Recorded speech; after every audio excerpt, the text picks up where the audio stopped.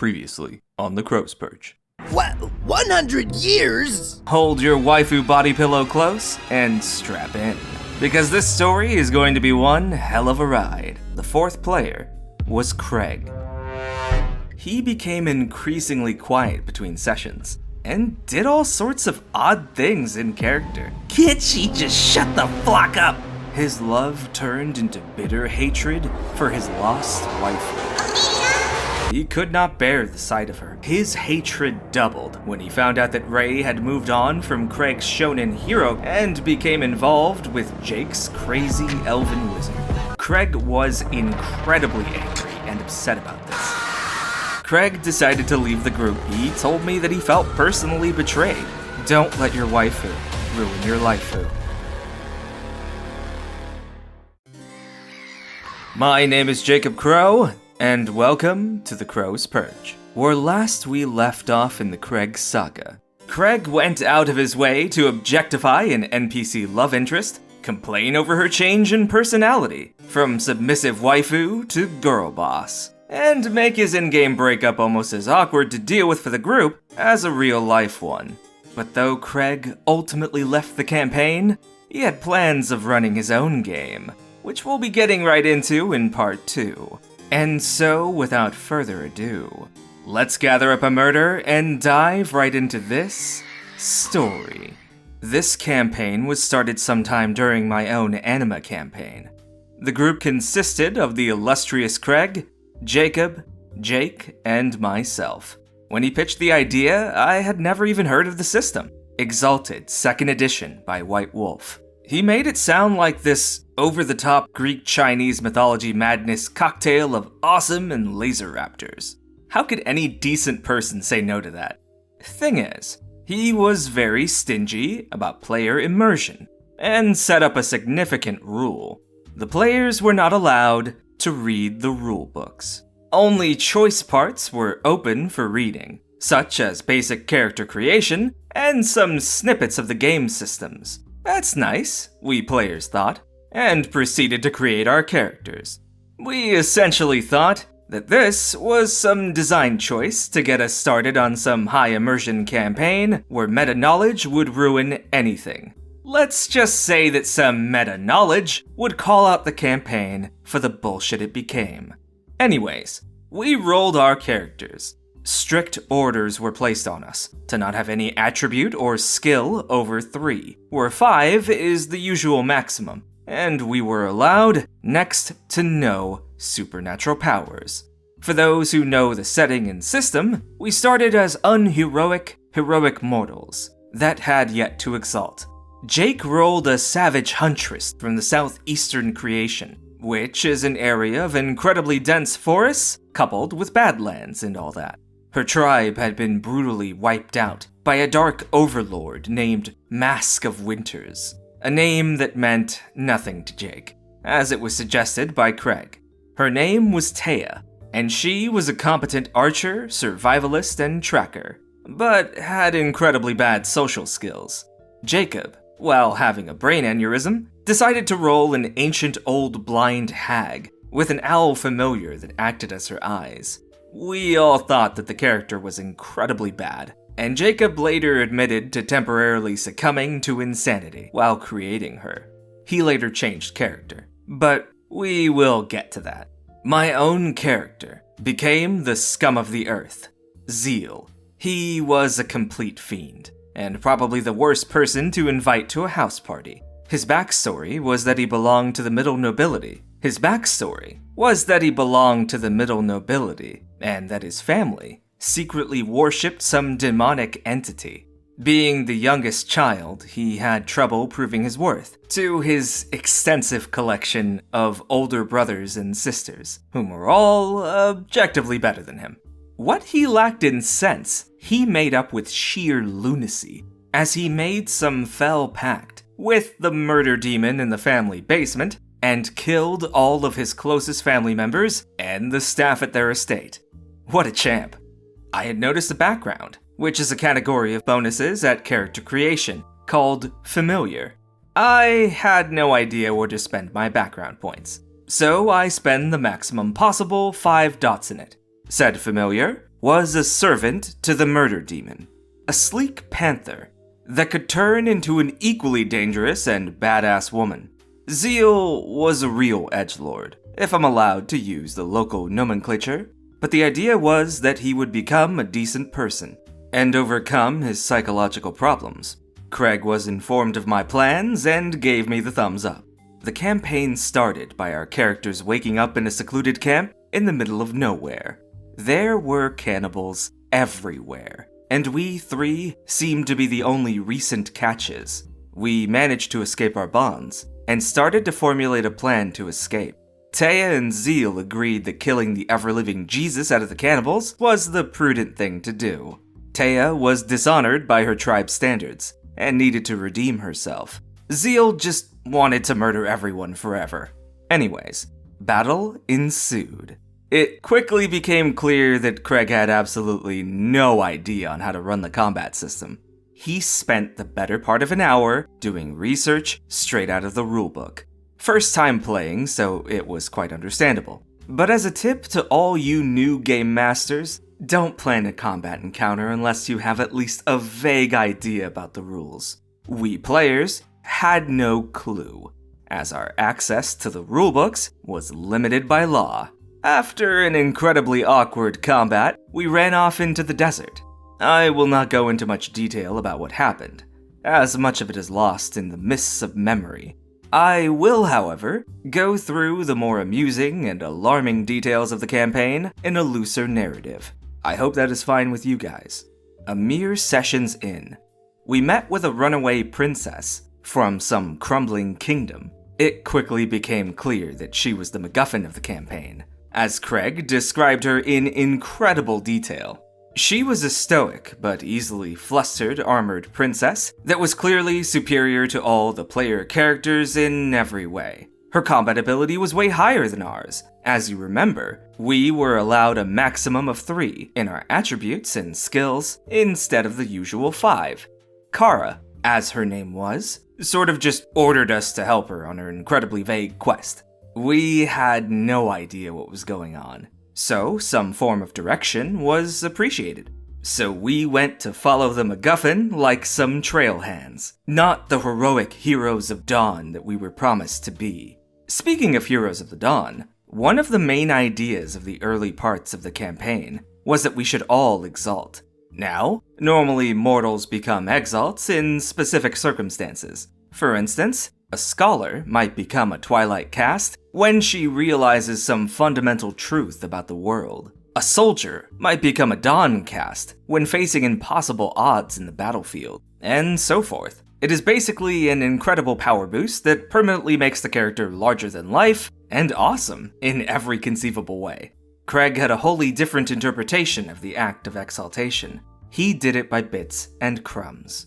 All of our characters. Oh, by the way, Jacob changed character to a well-spoken sorcerer's apprentice after his crazy old lady just sort of wandered off into the desert. The new guy's name was Geist, and he knew terrestrial sorcery at character creation while being mortal. Yeah, that was totally fair. Anyways, back to the exaltations. One by one, we started noticing subtle differences in ourselves, doing things slightly better, or doing spontaneous miraculous feats. We, at least what I know of, had these visions of old wise masters, standing on water and all that. Instead of getting all that kaboom boom at once, as dictated by all the rules that were, we were drip-fed one agonizing charm at a time. For those who don't know what a charm is, it is essentially a magical power that allows you to do increasingly crazy things, from jumping several dozen feet straight into the air, to cutting down swaths of enemies with the speed of sunlight. Craig did the drip feeding mostly between sessions. We would have these mini sessions, where we were rewarded by a charm, of his choosing, of course. We never really got any agency when it came to character progression. Zeal mainly got athletics charms that allowed him to become exceptionally mobile, but he also got no means of proper defense or attack. I think he never once during the campaign was at full health, due to being a melee fighter without the ability to defend himself. Instead, he was just jumping around, like a total asshole. Taya got next to nothing. while Geist got sorcery as charms. Yeah, that is totally how it works. It just became even better when a new player, Mike, joined. He had played Exalted before and got to roll a full solar. Mike was a bit confused by the way things were handled by Craig and told him, "Dude, that is totally not how exaltations work." Craig just told him to shut the flock up and let him run his game the way he wanted. I am convinced that homebrewing and modification of standard settings and systems is totally fine, as long as you inform your players. Craig, however, had created a perfect solution. He had prohibited us from knowing the truth, and be unable to realize his bullshit. The big problem with the method of drip feeding was that Craig was playing favorites. Jake, whom Craig had some sort of issue with, got next to nothing. Jacob, on the other hand, was super busy most evenings, so he had no time to do those mini sessions for those sweet, sweet charms. Myself, on the other hand, was basically courted with invites from Craig. Zeal had all these sorts of adventures by himself, and got to learn various plot-related information. Pro tip, don't do that. Player information should be shared, at least if it's related to the main plot. As such, Zeal got significantly more useful and powerful than his peers. Jacob, Jake, and I laughed heartily after the campaign came to its abrupt end that Taya had like one charm which allowed her to shoot arrows at large distances. The problem was that she could not shoot for shit to begin with, as all the enemies were scaled to match Geist's sorcery, Kara's epic swordsmanship, and Zeal's idiot jumping.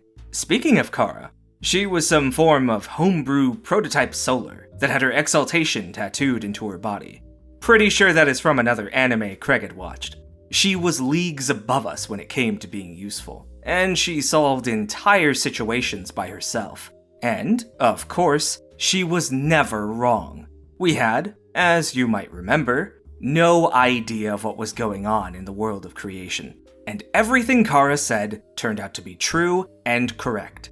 Nice going, Craig. I had almost forgotten Zeal's murder demon familiar. The badass panther was named Raga, and she turned out to be the most underpriced familiar ever made. If it wasn't enough with the overpowered Kara, Raga was a total combat powerhouse, and became an increasingly important character to the plot. Something, Lost Demon Queen something. She also made numerous advancements on Zeal, to no one's surprise. Kara did too. They obviously could not resist his sociopathic charm. Raga even ended a boss battle by herself at one point. We were after this serial killer that made portraits out of the blood of his victims. He was said to be this total badass, demon-possessed mastermind. Guess what happened? Round 1. Raga won initiative. Every player said, "But she's not even here." Craig said, "Just wait." Then Raga materializes behind the badass painter and shreds him into strips of flesh and a tasty bloody mist in one attack. Really climactic, especially bad considering Mike, whom played the party's face, wanted to talk with the painter about what made him so powerful. Perhaps he had some fell master that was the real threat. Nope, that would not do, Craig thought. Over time, a major problem started to become evident.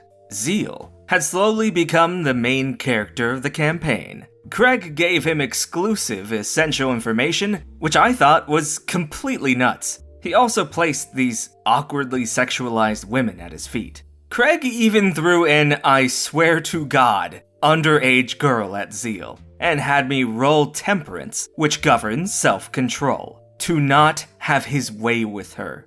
Thankfully, I passed that check. Great, I thought. He is making a harem that no one asked for. That's just dandy.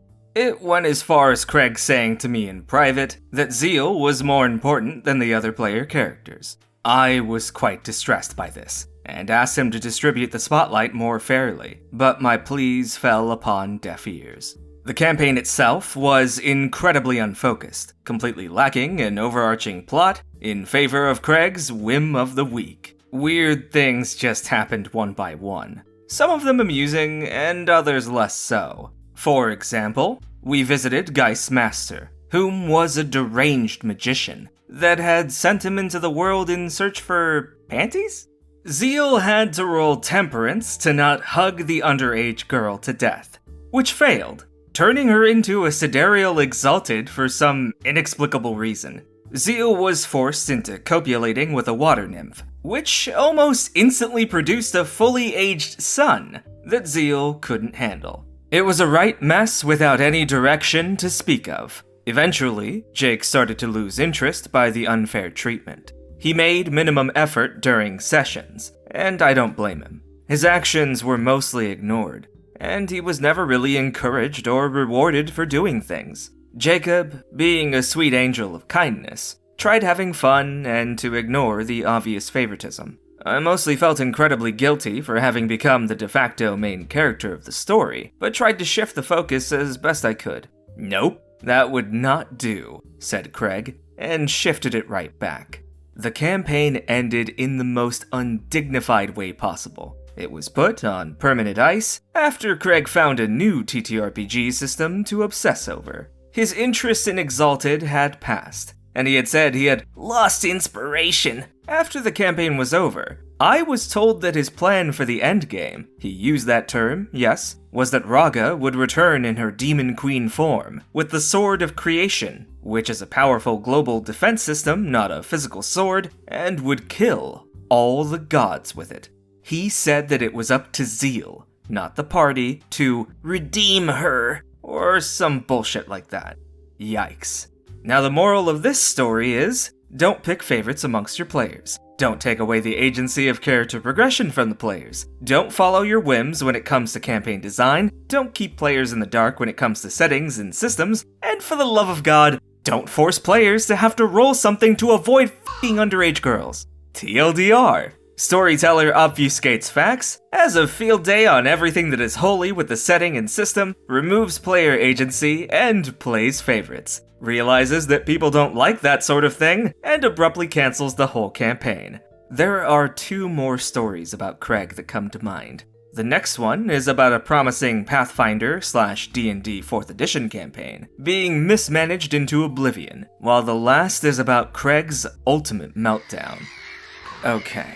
So, lots of things happened in this story. So, let's break down some finer points. Information. Information is incredibly important when it comes to D&D. Information is how you make decisions as players. If you describe to me a 30 by 30 foot chamber but don't tell me anything that's inside of it, then as a player, I'm not going to know how to interact with it. The less information you give to players, the less you're giving them to work with. By neglecting to share key information to his players, Craig gave them almost nothing to work with, and expected them to fill in all of the blanks without any leading prompts. I'm surprised that the players were even able to create the characters that they did, with what little information they were given about the setting and fiction of Exalted. Unless you want to be the dungeon master who calls for perception checks every 5 seconds whenever a player interacts with anything, be upfront about information to your players, and answer their questions truthfully when they start poking around. And next up in Crow's shills for games that aren't D&D, let's go talk about Exalted. Woo!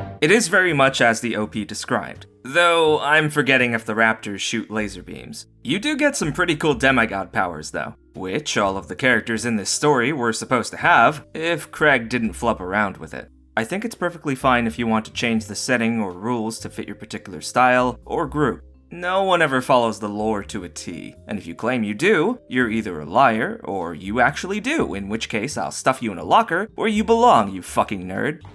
You can even run your players in blind, like in Amnesia opening, or in Elder Scrolls 1, but that implies that there's lore that you can learn in-game. So yeah, Craig clearly dropped the ball there by removing the player's ability to learn in-game lore, and presented the only source of in-game information in the form of the next problem, Kara, the dreaded DMPC. I've talked before about DMPCs, and to rehash a bit of that here, I believe that so long as the DMPC functions identically to having another player on the board, I see no inherent problem.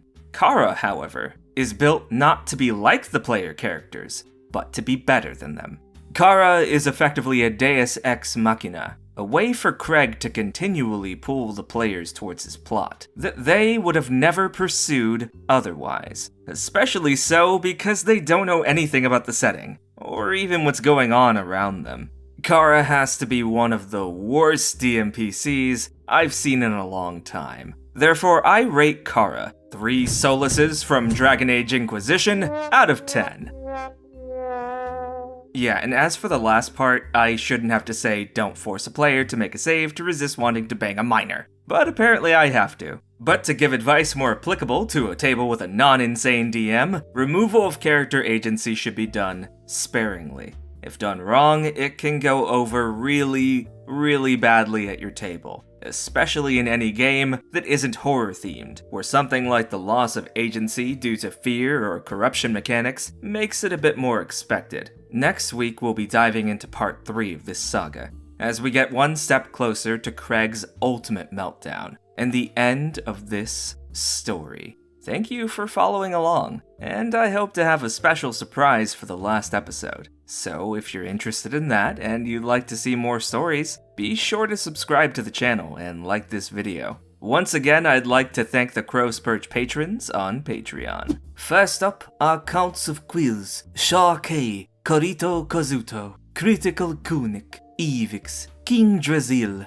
Christian Pip, Cosmosis, Cookie Spooks, Rikis, Vincent, Haley Thompson, Zero Fang, and Netscape Navigator. Barons of Beak have coin, if Berb has wares. From generous patrons like Jesse Schoedel, Kuntos Weasel, MoetisMaou, Chunky Salsa, Tech Blog, Kurestor, Cardespawn, Jester King, Gintahl, Lord Rende, Gibber-Woods, Wormy, MulQueeny, Den of the Drake, McYeetly, and Anja. And introducing the Dukes of Feathers, like TheForgottenDruid, Jarett Suhr, Blues Otters, Jarett Zemlin, General Constantine Chase, HappyRex, Doc Salty 96, and Acroth. Thank you to the Burb Aristocracy for supporting the channel, and if you would like to become a patron yourself and join the aristocracy, you too can do so by following the Patreon link in the description down below. But with all of that out of the way, I'll see you next time as the crow flies.